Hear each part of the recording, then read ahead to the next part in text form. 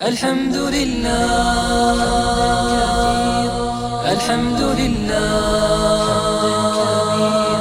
الحمد لله الحمد لله. Assalamu alaikum. Friede sei mit euch, meine Freunde und Freundinnen, Brüder und Schwestern. Heute möchte ich mit euch über Politik reden. Früher war ich nicht sehr interessiert an Politik. In der Schule haben wir gelernt, dass in Europa Demokratie ist. Demokratie steht für Freiheit, Gleichheit und Geschwisterlichkeit. Mich hat das gar nicht wirklich interessiert, schon gar nicht die Parteien und Gesetze und so weiter. Als ich in die extremistische Szene gekommen bin, war das auf einmal wieder ein Thema.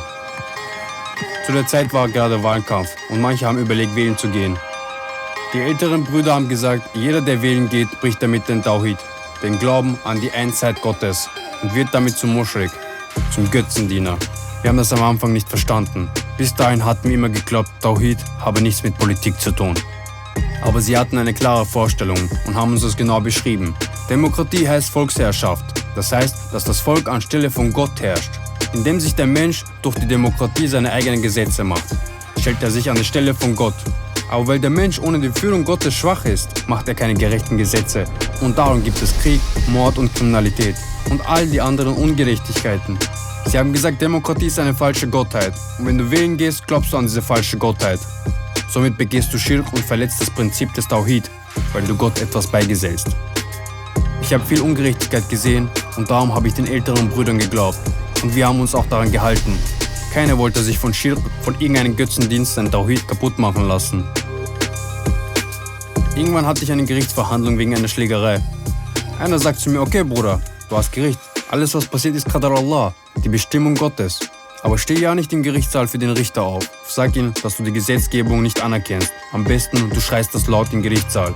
Ich habe gesagt, Bruder, wenn ich nicht aufstehe, werde ich noch eine höhere Strafe bekommen. Besser, du kriegst 8 Jahre, als dass du aufstehst.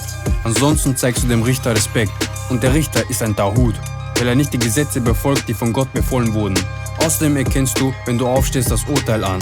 Und damit hast du dann die Gesetzgebung der Demokratie einer falschen Gottheit angenommen. Du begehst Schirk und wirst selbst zum Muschrik, zu einem Götzendiener. Dann bist du kein Muslim mehr und kommst für immer in die Hölle. Ich habe versprochen, es durchzuziehen. Am Tag des Gerichtstermins hatte ich Bauchkribbeln. Wie sollte ich das jetzt machen? Ich habe gezweifelt.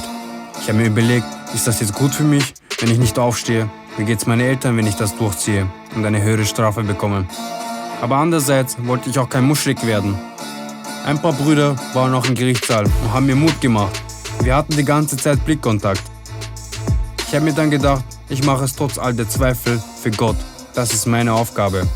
Aber auch, damit das Vertrauen und der Respekt bei meinen Brüdern höher wird. Ich kann nicht mehr sagen, was mir wichtiger war. Herr Al-Khatib, erheben Sie sich, sagte der Richter. Ich habe mich nicht getraut, es laut zu sagen. Ich habe einfach nur gesagt, ich möchte nicht aufstehen. Alle haben mich komisch angeschaut. Der Richter hat mich nochmal gefragt. Ich habe wieder gesagt, dass ich nicht aufstehen möchte. Der Richter hat mich gefragt, ob ich ein IS-Anhänger bin. Ich habe gelogen und Nein gesagt. Der Richter sagte, ich würde das Gericht missachten. Er fragte meinen Verteidiger, warum erhebt er sich nicht? Ich sagte, ich kann nicht. Hat er nicht zu sagen? Weiß er, was das bedeutet? Aber ich wusste längst nicht mehr, was ich hier richtig und was ich hier falsch mache. Ich wollte einfach nur raus, Hauptsache raus, egal was sonst.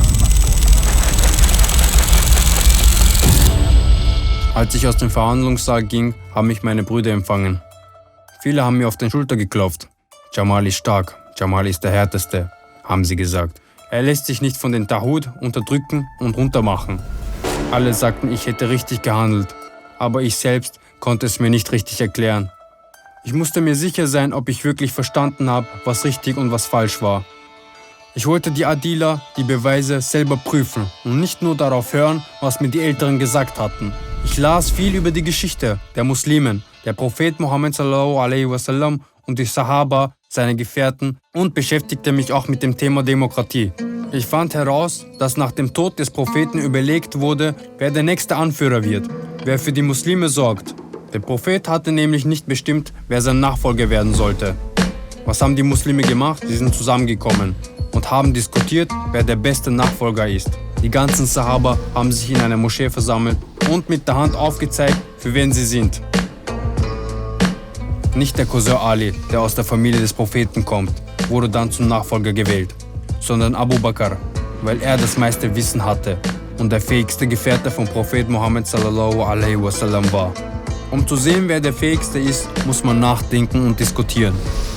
Ist es nicht auch so, dass Gott möchte, dass wir nachdenken und unseren Verstand benutzen?